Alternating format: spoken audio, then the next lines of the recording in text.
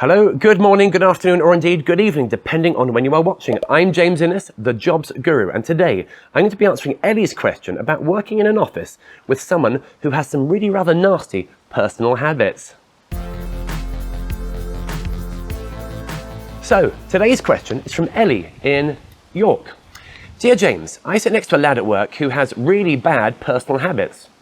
Each week he cuts his fingernails at his desk, picks his nose, and sometimes even worse, one dreads to think. He's also a bit smelly.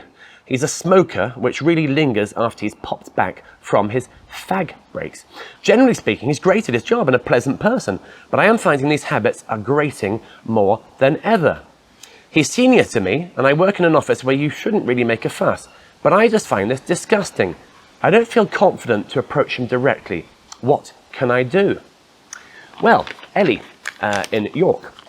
Yikes! This can't be much fun, and it probably wouldn't be much fun for him either if he knew how you and the others felt about his rather poor personal hygiene. And I dread to think how I used to smell when I used to smoke once upon a time as well, actually. It's a nasty habit. Evidently, this is the kind of issue which is going to need to be handled with the greatest of sensitivity. This lad needs a friend, a good and honest friend who can address at least some of his behaviour with him. You do sit next to him, and so you are the worst affected, but I can understand that you're not too keen on approaching him personally, not least because he has a more senior role than you do. In any case, I think it would be better coming from another man. So who might be a good candidate? Try to pick someone on the same level as him, not someone senior to him. It'll be a lot easier for you to privately and discreetly open up to them about this and ask if they might be able to intervene. And if I were them, I'd handle it with him in a fairly light-hearted manner and even make a bit of a joke about it, perhaps. I certainly wouldn't want to make the poor boy feel any more uncomfortable than he inevitably will. Anyway, excuse me whilst my toupee blows off in this bracing English weather. My final suggestion, invest in some sort of air freshener for the office. Hit that YouTube thumbs up if you agree with my answer. I think that means he agrees, doesn't it? I'm not sure. Or thumbs down if you don't. A final word on the subject of smells.